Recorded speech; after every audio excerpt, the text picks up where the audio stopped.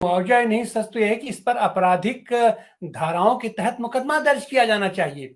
आपको किसने अधिकार दे दिया कि आप किसी को आप कह दें कि आप दोषी हैं? आप माने आरोपी को जब तक आरोप सिद्ध न हो जाए, आप उससे बात न करें, आमने सामने बात न हो, उसकी बात ना आवे, तब तक हम किसी को कैसे अपराधी कर सकते हैं? और हमारे भारत में तो जनतांत्रिक मूल्य हमारे जीन्स में बसे हुए हैं।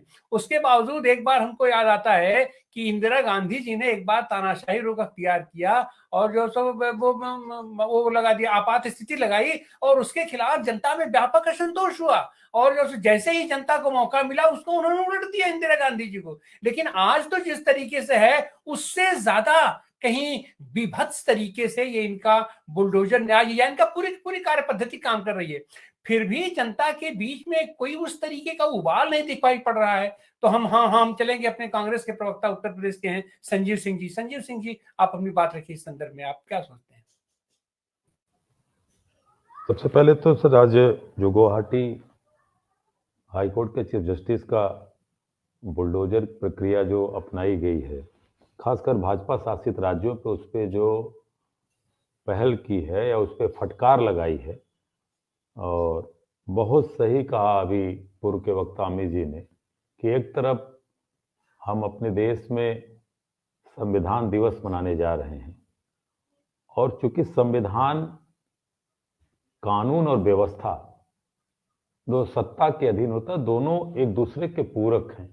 और जब व्यवस्था में हमारा विश्वास ही नहीं रह जाएगा और कानून मजाक बन जाएगा, तो मुझे लगता है कि वो लोकतंत्र जो संविधान की बुनियादी जरूरत हो टिक नहीं पाएगी।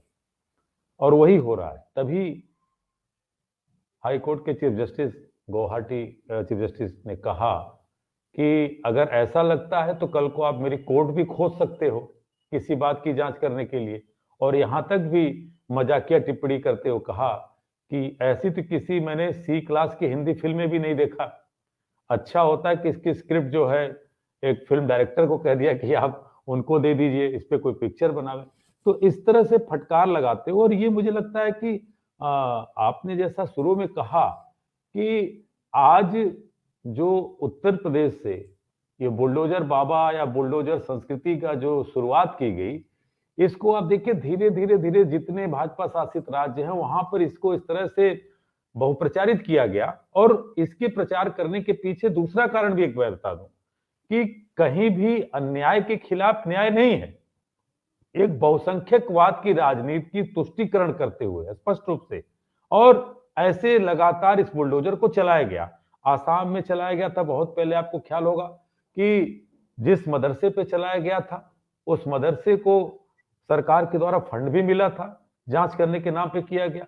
उतना ही नहीं, उत्तर प्रदेश में भी कई मदरसों पे योगी आदित्यनाथ की सरकार ने बुलडोजर चलाए। और यहां तक नहीं, क्योंकि देखिए जब आप अन्याय को अपने न्याय का साधन मान लेते हैं तो वो व्यवस्था का अंग नहीं रह जाता, और सारे लोग जो सत्ता से शामिल हैं उस ऐसे गैर कानूनी रूप को अपने लिए इस्तेमाल करते हैं। और क्या हुआ इसी तरह बुलंदशहर में आपने देखा कि एक एसडीएम थे वर्मा साहब, कि जब बुलंदशहर के एक लकड़ी व्यापारी से उन्होंने करीब 4 लाख का फर्नीचर लिया और उसने कहा कि साहब हमारा पेमेंट कर दीजिए, इसी उत्तर प्रदेश में जहां योगी आदित्यनाथ की सरकार से कुछ महीने पहले की बात होगी, तो पता चला कि साहब एसडीएम साहब को इतना गुस्सा आया कि उस फर्नीचर व्यवसायी के घर पे बुलडोजर चलवा दिया।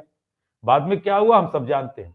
तो ऐसे करते करते जहांगीरपुरी की बात अभी हमारे साथी ने कही थी, आपको ख्याल होगा जहांगीरपुरी की जो घटना, उसके पहले वहां पे कोई यात्रा निकली थी जिसकी परमिशन भी पुलिस ने नहीं दी थी, और जो लोग बगैर परमिशन के यात्रा निकाले थे उनके ऊपर क्या बुलडोजर चला? नहीं हुआ।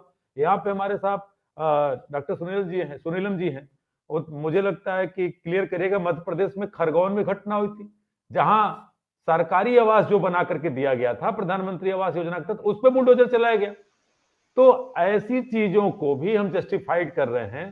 तो निसंदेह आज के दौर में ये जो बुलडोजर न्याय व्यवस्था लाई गई है, और खासकर भाजपा शासित राज्यों में जो किया जा रहा है, इस पे सुप्रीम कोर्ट को पहल, क्योंकि सुप्रीम कोर्ट में चीजें गई थी प्राइमा फेसाई सुप्रीम कोर्ट में ये बातें, चूंकि गोदी मीडिया का जो रूप व्यापक उसके द्वारा फैला दिया गया कि साहब नहीं सुप्रीम कोर्ट ने भी इस पे अपनी मोहर लगा दी है, बुलडोजर जो प्रक्रिया जो चलती रहेगी।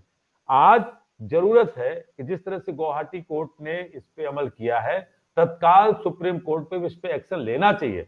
इसलिए लेना चाहिए कि आज जब देश में कानून का राज नहीं रह जाएगा, व्यवस्था नहीं चलेगी कानून के तहत, तो इससे बहुत बड़ी घटना भी किसी राज्य में होने की संभावना है। और लगातार इसको लेकर के आप देखिए कि अब ये चीजें कर्नाटका में, अब ये चीजें मतलब वहां पे प्रभाव। तो मुझे लगता है कि एक कानून का भी छात्र होने के नाते अमित जी इसको क्लियर करेंगे, क्योंकि मैं प्रैक्टिशनर लॉयर तो अभी नहीं हूं।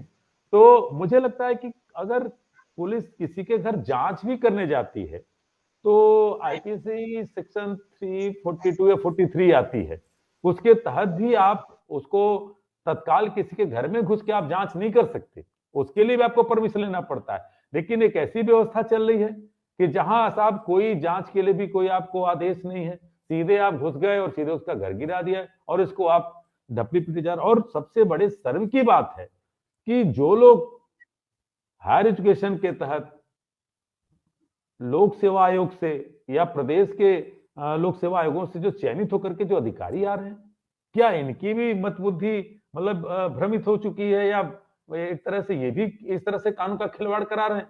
ये कैसे करा रहे हैं? तो ऐसे अधिकारियों को भी मुझे लगता है कि दंडित किया जाना चाहिए। जैसे मैंने बुलंदशहर की घटना को बताया, जैसे हाईकोर्ट को केवल इतना, मुझे लगता है, या किसी भी न्यायालय को केवल मौखिक रूप में नहीं, क्योंकि ये लोग किसी का अगर घर, किसी का व्यवसायिक प्रतिष्ठान गिराते हैं तो उससे एक व्यक्ति क्षति नहीं होती, उस परिवार में और भी हैं, बच्चे हैं, बूढ़े हैं, बुजुर्ग हैं, उसका क्या गुनाह है?